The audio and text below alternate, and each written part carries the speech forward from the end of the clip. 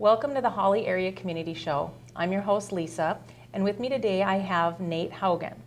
Nate's a senior high Spanish teacher here at Hawley High School. And Nate, welcome to the show. Thank you. Good to be here. Yeah. Can you maybe tell us what your association is with our town here? Sure. I grew up in Hawley. I went to high school here, graduated in 2006. Went off to college, went to Concordia for a year, and then to Duluth, and then I ended up back here substitute teaching. I think starting in 2011, I started substitute teaching and stuck with that for quite a while, and then came back this year, and now I'm teaching Spanish. Do you have any other ties to our school? Maybe a family member that works in the building? Sure, yeah. My dad is a counselor here, and he's been a counselor, I think, since almost when I was born, 89 or something. So he's been around a long time. So now the students will ask, which Mr. Haugen. So that's kind of funny. Yeah. Does it, when people say Mr. Haugen, does it kind of make you look behind you, like, I've done where's my dad? Many times, yeah. Well, you're teaching Spanish here, so maybe you can tell us how a kid from Hawley, Minnesota, as culturally and geographically separate from the rest of the world as we are, how you got interested in Spanish and what you did to get ready to teach it. Sure. Well, I guess my first interest in Spanish probably came from taking Spanish in high school. I took Spanish here at Hawley for 3 years when they had a Spanish 3 program. And then from there, I kind of took a break from Spanish, but I ended up studying anthropology in college, which brought in some of the cultural elements of the same cultures. And I took a trip to Honduras with my family, maybe 4 years ago or so, and got to use the limited Spanish I had at the time. And from there, I kind of said, this is kind of interesting to be able to communicate with somebody, even though it wasn't perfect at the time, to communicate with somebody in another language. So I finished college, ended up in Brazil, which, as most people know, is not a Spanish-speaking country, but they speak Portuguese, which is similar. So I learned some Portuguese there. That furthered my interest in language in general. Came back, did some more substitute teaching, and ended up traveling to Mexico and staying in Mexico for quite a while, which is, where most of my Spanish now actually comes from, or the polished Spanish that I know now. So when you are in Mexico or Brazil, do you speak the language full time, or do people realize you speak English and then try to struggle through that? Or? Well, it depends on the people you're with, definitely. Some people who speak English fluently will want to practice their English, because if your Spanish isn't perfect or your Portuguese isn't perfect in Brazil, they'll just say, oh, maybe we should speak English. Maybe it's a little easier. But as I progressed and as I got better, I would speak Spanish with the people that spoke Spanish. Most people didn't know enough English to communicate in English. So, do you think that the 3 years that you took in Spanish here prepared you for that? Or? It definitely did. I wouldn't say that after 3 years of high school Spanish I was by any means fluent, but I could get around and I knew enough vocabulary to get from place to place and ask for different things that I needed. I'm sure it sounded rusty and maybe not polished as well as it could have, but it definitely set up the structure and the roots for learning more language beyond that. Excellent. We'll be back in a minute. REACH provides food, clothing, and other basic needs to our local small-town residents in Clay, Norman, and Becker counties.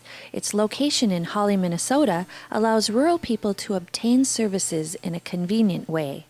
REACH has a counseling agency, a volunteer driver program for seniors, and the Dress for Success program, which helps women find jobs by providing donated professional attire. You may support REACH by your donation or by shopping at our REACH Reusables thrift store. REACH, a helping hand to your community. Welcome back. I'm here with Nate Haugen, a Spanish teacher here in Hawley High School. And you told us a little bit about how you got from Hawley to teaching Spanish. Maybe now you can tell us, since I don't believe your degree is in education, right? How are you teaching Spanish here at school? Well, first, when Mr. Martin, Mike Martin, the principal here, had actually asked me about teaching, I said, I'm not sure if I can, and I guess there is a route that you can license somebody and it works a little bit easier in foreign languages, I guess, because if someone knows the language, they assume maybe you can teach it in the classroom. So I'm licensed as a community expert in the Spanish language, and I guess that process, I'm not sure the whole process of what they had to go through to make that happen. I know they had to identify why I would be able to do it versus somebody maybe with a education degree.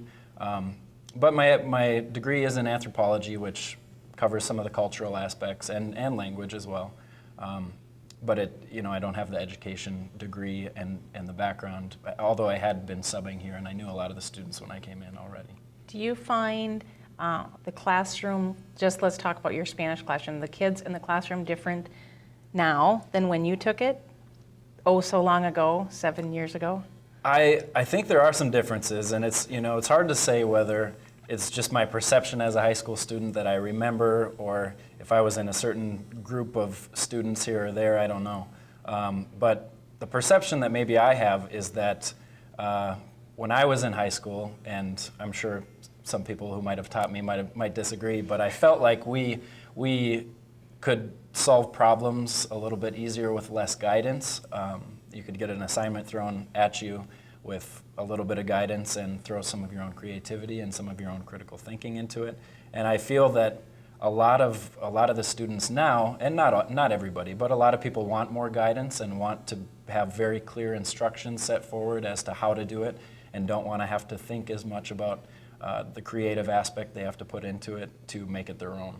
And that to me seems a little different, but I'm only so far out of high school anyway, so some people might think that it's just that limited time perception.